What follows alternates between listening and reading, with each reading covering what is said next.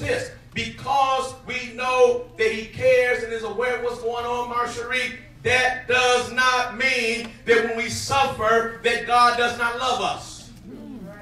Because he cares, that does not mean that he does not care about us. Watch this. Because the truth of the matter is, God will always test the people he loves. Wow, that's a hard pill to swallow right there, Tina. But the truth of the matter is, Felicia, that he will always test the people he loves. You know what? Oh, thank you, Holy Ghost. When you're in school and the teacher gives you a test, the teacher does not give you a test because the teacher's mad at you. That's right. I know you feel like they're mad at you. They don't like me. Pop quiz. They give you the test, watch this, because they say, first of all, I have prepared you for this. Y'all missed that right there. Okay. But the other thing is, they say, I have so much confidence that what I put in you, that you can handle it. And there's more I want to do for you, with you, through you, and in you. But I can't give you the more till you pass the test on the last thing. I wish I had somebody in this place who saw that thing for what it was worth. God says sometimes I put you through what I put you through. I allow what I allow because there's something great I'm trying to do in your life. I'm trying to get you out of basement thinking, small thinking. And you can't, watch this, you can have all the big dreams you want. You'll never do big things till you walk in big places. And you can't walk in big places till you pass a big test. Oh, see, y'all too cute on people right now. Y'all too cute. People want to talk about dealing with you demons, but you can't deal with two and toe thing. Yeah. Get a hangman on this church. All right. How you go slay the enemy and every time you trip you can't worship? Wow. He said, I got to know, I can trust you. But that's why I allow something to happen to you, because I can trust you where I'm trying to take you, because I want to do something different through your life. Now hold on, you all, because I got to say something in a second, and people ain't gonna like it, but that's okay, because what the Lord told me to say, I got to say it anyhow. So watch this. The key then, you all, the key to remember is what's said in 1 Peter chapter 5, verse number 9.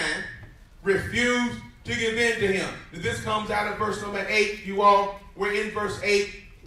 God has Peter to write that Satan, like a roaring lion, going to and fro, seeking whom he may devour. Well, we saw that in Job chapter 2. Where you come from, Satan, walking to and fro on the earth, where he wasn't just going for a picnic, he was looking to devour somebody. In fact, he told God, I want to devour Job. He looking to devour somebody. And so God says here through Peter to the saints who have been scattered into places they didn't want to be. He said, don't you give in to the enemy. Watch this.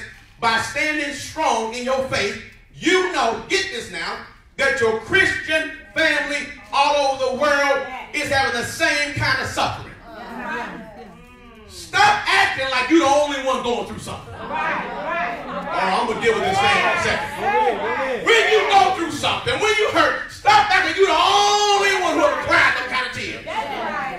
He says Christians all over the world are suffering like this. Let me take it a step further. When we accepted Christ, we signed up for certain kind of suffering. Now, you got to understand, because we are in opposition. So for those who don't know Christ, why should you come to Jesus? Because whether you accept him or not, you're going to be in opposition. The problem is to die on the wrong side of the battle. People don't hear this, right? I got to deal with this thing. We are in, somebody say, opposition. The fact, you all, that we accepted Jesus means we signed up for Satan to try and attack us. The fact that we accepted Jesus, Francine, means that if we're going to stand for him, I told you before, to be like him, then we're going to immediately have the enemy try to attack us and mess us up. Because what he wants to do, he says, if I can get the disciples to stop not only making disciples, but to stop being a disciple themselves, then I can stop the world from being saved. Right. We sign up for this. The saints at the church, you all, that Peter was writing to, had been scattered to 9 different locales, places in Asia Minor they did not want to be. They were complaining about where they were, Adam, and God had Peter tell them, don't you complain, because God has you where you are for a reason. All right. You talk about that job, but God put you there to be a light on that job. Yes, sir. I'm trying to help somebody understand why he allows some pain and suffering. He said, you talk about that neighborhood, but I bless you to live on that block so that somebody can come know Jesus on that block. That's why he tells them back in 1 Peter 2 and 9, but you are a chosen generation, a royal priesthood, a holy nation, a peculiar people, that you should show forth the praises of him who has called you out of darkness into his marvelous light. How is the world going to see the light if every time clouds come, you cry and run? Come on now. How is the world going to know God can do something great in their life if the people who have accepted him cry when something bad happens in their life? Yes, sir. He says, you suffering, and here it is. Because we accepted Jesus, we have been uniquely equipped for the time in which we live to deal with that which the enemy wants to bring. Yes. Yes. The people to whom he was writing faced some challenges we don't face today. But they were equipped to handle those challenges for that time. We've been equipped to handle the challenges for this time. And if we're going to stand, you better believe we're going to be challenged. I love everybody. Hear me wherever I say this. I love everybody. When God called me to preach, he showed me. I was 16 years old. It was summer that year, you all, of 87. God called me to preach, and he told me, he said, you have to tell them they will listen to you. You have to tell them they will listen to you. Actually, summer 88. You have to tell them they will listen to you. And here's what happened. There was a couch on fire that was not being consumed. It was burning. And people were going to the fire on the couch that was not being consumed. I woke up, and when God told me, Rita, he said the couch represents the comforts of the world. Wow. The flame represents the hell that people are going to enjoy the comforts of the world. Wow. And you have an obligation to tell people that if they keep going to the world's comfort, they're going to go to hell. Wow. Wow. There's no way we can have this kind of assignment and not face opposition. That's right. See, Satan don't play the game we play. That's right. That's right. We think we can put our big toe in sin and shake it all about, and Satan will leave it alone. He said, no, give me that toe. If I sure I get that toe, I'm going for that foot. If I get that foot, I'm going for that ankle. You think I'm going for that leg. And now I got not only a toe hold, a foot hold, I'm going to get a strong hold. And every time she calls, you're going to go running. I'm going to get a stronghold. And every time you pass by liquor store, your mouth going to water. Man, I need a drink. I'm going to get a stronghold. And every time you think you're the kick, you're going to go get high again. Wow. Because you all, we're in opposition. And if we're going to stand for righteousness, we better believe we're going to be opposed. Because Satan don't want us to stop what's going on. So we live in a world, you all, where when we tell what God says, people call it hate. Yes. You can love and tell the truth at the same time. That's right. That's right. Y'all missed that right there. Right. You can love and tell the truth at the same time. Now, I didn't understand it growing up. One of the worst was like that. I did school. My mama tore my behind up. And in the midst of tearing my behind up, Howard, she started, I was 10 years old. She started saying, and don't steal cars, and don't rob banks. I said, I'm 10 years old. I'm 10 years old, mama. She said, I'm telling you now in case you decide to do it. Don't do it. Because you all, she did not love me because she whooped me. She did not love me because she told me don't do something that was wrong. So if I elected to do it, I can't say Mama's hating on me. She loved me. One of the major actors came out this past week. I'm going to say this, I got to move on. A major actress came out this past week, you all. She has a daughter. And she said, I'm raising my daughter to basically be gender neutral. What's that? That means she gets to decide if she wants to be a male or a female. Wow. Now, this is where, but here's the thing about it. See, some shake their heads who come from a different era. But in today's generation, people are part of that. Yeah, I know. No, I need y'all to holler back at me. Don't y'all be scared. I'm the one they see on camera. They see you on camera.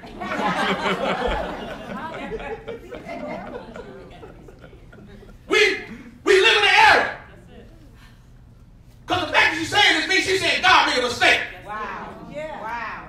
And so Christians are poor people who say their God made a mistake. Wow. Oh yes, that's what happens though. So when Christians stand up, some Christians don't stand up. Too many don't. And think we talking hate, we ain't talking hate, we talking love. That's right. They call, some call their babies, they don't say he or she, they call them babies, T-H-E-Y. B-I-E-S, babies. Yeah, when they refer to them, they don't say he or she, they say babies. Because the reason they say babies is because, again, they let the baby decide. So I'm not going to call my baby by gender. He's over there, she's over there, they're over there. Because they want that. And this is, seriously, Dorothy Bell, this is what's happening all across this country, all over this world. People are hooking up for the sake of hooking up. People are having sex with whoever they want to have sex with. Male with male, female with female, male, male, all together. And they think it's nothing. And let me tell you right now, when you stand up and say that God, what God says in his word, you're going to face some opposition. Why does God allow pain to suffer? Because somebody there stand up and say that God is the only way. It got quiet in the church. But if we don't stand up for it, what's going to happen? If you get frustrated and walk away from them, who's going to tell the world about them? Which means, saints, stop going to walk away because you have some challenges. You signed up for challenges when you said, I accept Christ as my Savior. And after you suffer for a short time, God, who gives all grace, will make everything right. He will make you strong, support you, keep you from falling. He called you to share his glory in Christ, a glory that will continue. Somebody say forever. A glory that will continue forever because you all of free will. That's one of the reasons why the world is how it is right now. That's why you all, we experience what we experience right now. Life is not fair, but life also is not unfair. The Bible never talks about fairness. The Bible talks about righteousness. Yes. The fact that God gives free will means life is always not going to be fair or unfair, but you all, God is righteous, and nothing you go through is a surprise to God. Right. He says, so you got to make a decision. You can't stay on the fence. You can't keep putting your toe in the water. It's just me and my house. Because Satan don't play. He said, as sure as you compromise, I'm coming for the whole house. As sure as you compromise, I'm coming for the whole house. And then you say, how did my house get here? Because back there you thought it was okay to play games with the enemy. Some are sleeping with the enemy every night. Put the next point up. Put the next point up. Put the next point up. I got to hurry up. Y'all, Lord Jesus. Okay, watch this. Watch this. God's love is not defined by our problems. So here's what God says here, Francine, through the Apostle Paul to the church at Rome. Romans chapter 8, verse number 35. He said, he asked a question, can anything separate us from the love Christ has for us? He did not say, Tina, can anything separate us from the love we have for Christ? He says, no, the love Christ has for us. Because he knows we make that chorus, something separate us from the love we have for him. He said, but despite what you deal with, there's nothing that will stop him from loving you. So then he says, can trouble, or problem, or suffering, or hunger, or nakedness, or danger, or violent death. Go on to the next one, please. The next verse. As it is written in the scriptures, for you, we are in danger of death all the time, Felicia. Because of him, we're going to have some challenges. People think we're worth no more than sheep to be killed. That's found in Psalm 44:22. But all of these things, oh my God, we are completely victorious. Yeah. I need about 10 people real quick to give about 10 seconds praise break right there. And all of these things, we are completely victorious. I need somebody to help me celebrate here. And all of these things, Lakeisha, we are completely victorious.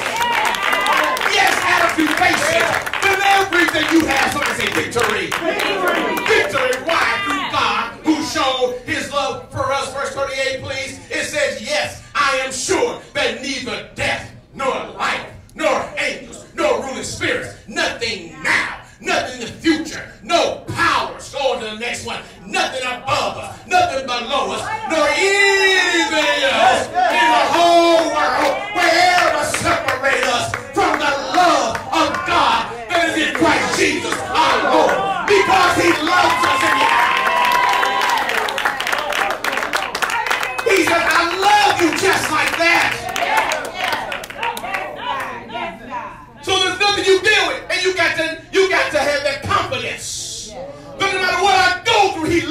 anyhow. There's nothing you do that will make him not love you. Oh my God. That's why don't you go through and start questioning his love for you. He says, how dare you question my love for you? I showed you 2,000 years ago how much I love you. Case closed. If this was a mic, I'd drop the mic right here. He says, I died and dropped the mic and got up with all power in my hand. So don't you ever question my love for you.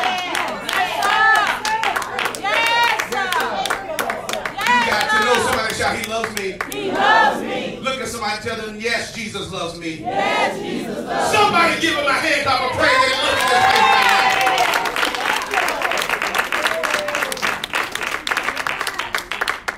now. And so, when we go through something, you all, when we go through something, the thing we have to understand is what we're going through for a season, and there's always a reason. Y'all get that? What you go through is only for a season. And it's always for a reason. Now the question we should not ask, Rita, the real question is not how long is the season. Because that varies and depends. The question to ask is, what's the reason? Yes, sir. God, why am I going through this thing right here? Not because we're complaining. Because one of the things we do in asking what's the reason is we got to check ourselves. Is there sin in our lives? Help me somebody. We got to do a self-examination. Is there sin in my life that's causing what's going on? Because if there is sin, you got to correct that thing, because God don't play games for sin. That's right. But then if you know there's no sin going on, then now, Makita, the question is, what is the lesson I need to learn right here so that not only can God bring me up, because I don't just want God to bring me out, I want God to get me ready. That's a difference right there, Kimberly Cato. Coming out means I might go back in. But if he gets me ready, watch this, Wendy Johnson. If he gets me ready, then when I go to the next place, Marjorie, I can look back and tell somebody that's my testimony. We overcome by the blood of the Lamb and the word of our testimony. Guys, I'm trying to develop a testimony inside of you. And for some people, the only testimony we got was from 30 years ago. He says, but I've been good to you since the last 30 years. I've done more than what grandmama talked about. I've done more than the preacher talked about. And that's when you can tell somebody you don't know like I know. Woo, my God, what God has done for me. Lean on somebody and tell the neighbor, you don't know. Like I know. How good God's been to me.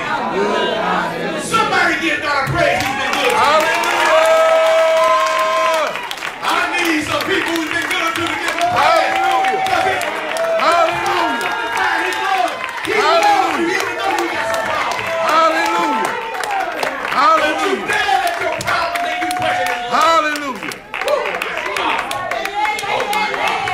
I just got 2 more things I want to tell you. I'm going to leave you alone. Put Matthew chapter 5 up here. Matthew chapter 5, Howard. He says, Jesus says, I say unto you, love your enemies.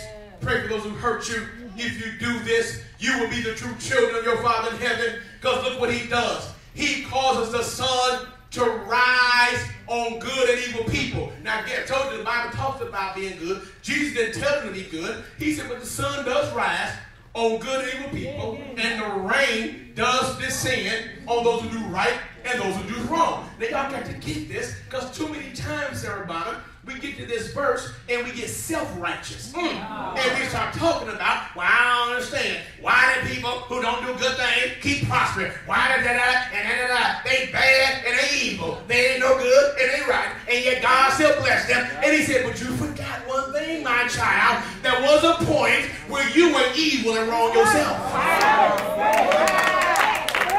And when you were evil and wrong, I let the sun and rain come on your life. And you didn't question why I did it when you were evil. And when you were wrong, you were glad I gave you another chance. So stop questioning my another chance for somebody else. But watch this. All of us need the sun.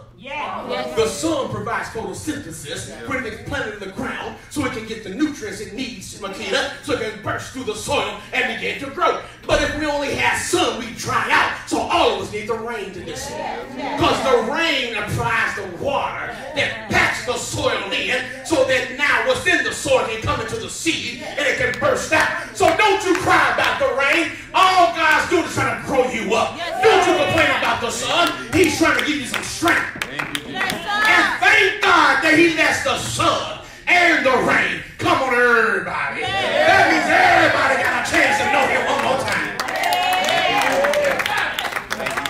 How do I know he loves me? Because he lets it rain on my life. He lets the sun shine on my life. How do I know he loves you? Because he lets the sun and rain come to you also. And you can tell people then, Lewis, that God loves you. He loves you. But I'm going through that, but he loves you because he's trying to grow you. And if you don't know him, he's trying to do something to draw you to him.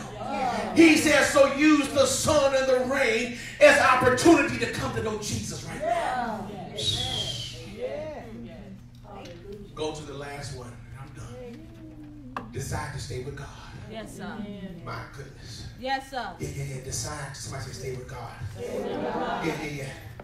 After the second wave of attack came against Job, his wife said, verse 9, why are you trying to stay innocent? Curse God and die. This was his real. This was the woman God yoked him with. And she told him, lose your integrity, denounce God, renounce God, and die. Job said, you talk like a foolish woman. Should we only take good things from God and not trouble? In spite of all of this, Job did not sin in what he said. Watch this. Don't any of us in this place, I dare say, if I'm wrong, you can tell me I'm wrong. But I doubt any of us in this place complain when God is raining down blessings. Come on now, Bishop. I doubt that too. When the melodies from heaven are all on me, ain't nobody complaining. Matter of fact, we standing there reaching up. Come on, man, like from heaven. Yeah, we said it, grab it. Job says so. Because we don't complain when he blesses us. Then also don't complain when he allows it to happen to us. Right. Because we don't know what he's trying to work out. My God. That's right. I can't tell you I know why you're suffering. But I can tell you he loves you. Yes. I can't tell you I know why you're suffering. But I can tell you he's developing something in you. Yes. I can't tell you I know why you're suffering. But I can tell you that he's with you, and he would never leave you by yourself. I can't tell you, because each of us are different in this place. So I can't say you are suffering because of this. You have pain because of that. But I can tell you that I know one, a friend, who sits closer to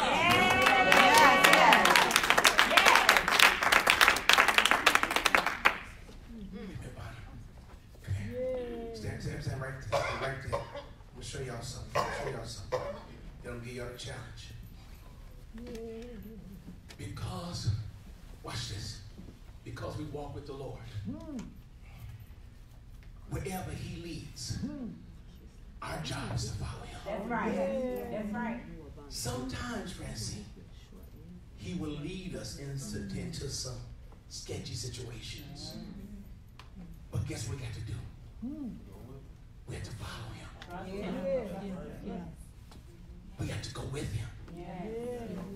And understand that even though I don't like where I am, I'm not by myself. That's right. Yea, though I walk through the valley of the shadow of death, I will fear no evil. And here's why. Thank you, Bible, for thou art with me. It's not that the situation is not scary, Jaquan. It's not that the road is not rough, Jaquan. But I'm not fear no evil, Kayan, because I'm not by myself. And if you mess with me, you're messing with my older brother. Y'all don't leave me. You say you never leave me. I was getting behind you. Watch this. Watch this. Come back. Right there. Right there.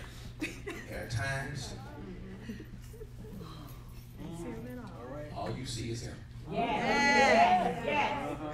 I'm still here. But all you see is him. Problems are still real, Kevin. But all you see is him. The tears are still real. But all you see is him. The doctor still said what they said. But all you see is him. The judge still got to make a decision for that saying. But all you see, I wish I had some help in this place. All you see is him. The marriage is shaky. But all you see is him.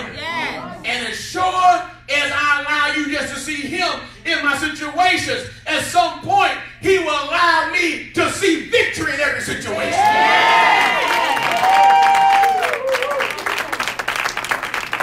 And the thing I can declare, because of him, I'm still standing.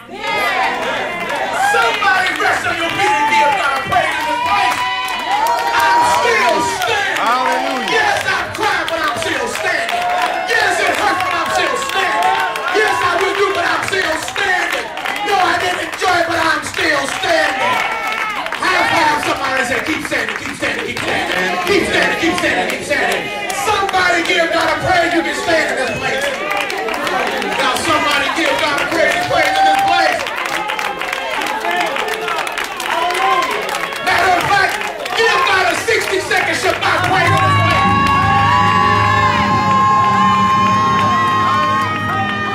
Come on, come on, come on.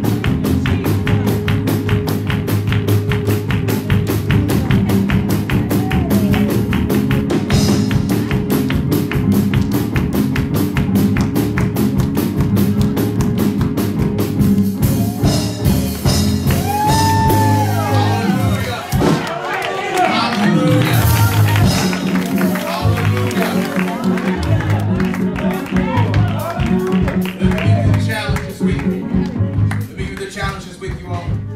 God promised Deuteronomy 31:6 to never leave us, never leave or forsake those who He is, and trust in Him, even when faced with major problems. Can you imagine if our entire church decided never to play the victim? Can you imagine if our entire church decided, like Job, to not ask, why me, but instead, what now? No matter our circumstances, that would help us face every challenge head on, knowing that God is with us. So the challenge this week, to all of our deliverance and to any guests who dare take up the challenge this week, is to specifically identify the presence of God in your recent past or present times of pain and suffering. Once you do so, openly share how you knew He was present with someone who is unsaved and or unchurched this week. Once you identify it, find somebody this week who's unsaved and unchurched and tell them how you know it was God. The hope of us is that no less than 50 people will come to accept Jesus as their Savior in this quarter. Gracious God, we thank you for this day. We thank you for who you are. We thank you for your word. We thank you that you've given us your word today, and that, dear God, as to why you allow pain and suffering, there are multiple reasons as to why. But the good news is nothing we experience is a surprise to you. The good news is that your love is not predicated or dependent on or defined by our problems. And the good news is, like Job, we can decide to stay with you. And so we choose to stay with you through everything we experience. We thank you right now for how you've moved, how you've spoken, and even how you continue to manifest yourself in our lives. In the name of Jesus, allow what we've gone through to inspire somebody else to trust you. Yes, Lord. In Jesus' name. Jesus' name. Amen. Amen. Come on, bless God in this place. Amen.